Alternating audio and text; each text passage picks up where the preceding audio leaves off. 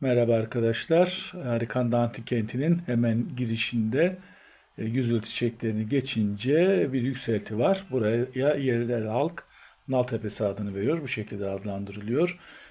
Kapıları sağlam vaziyette görünüyor. Aslında burası bir anıt mezar.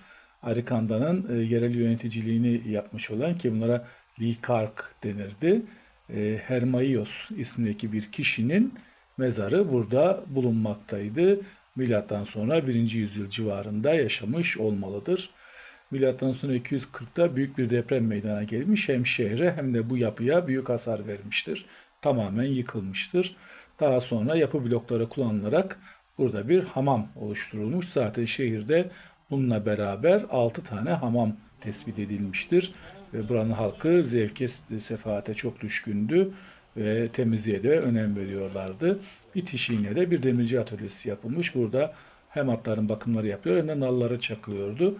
Ve uzun süre bu devam ettiği için yöre halkının hafızasında Nal Tepesi olarak anılmaya devam etmiştir. Odalar, yapılar, özellikle hamam yapıları net olarak görünüyor.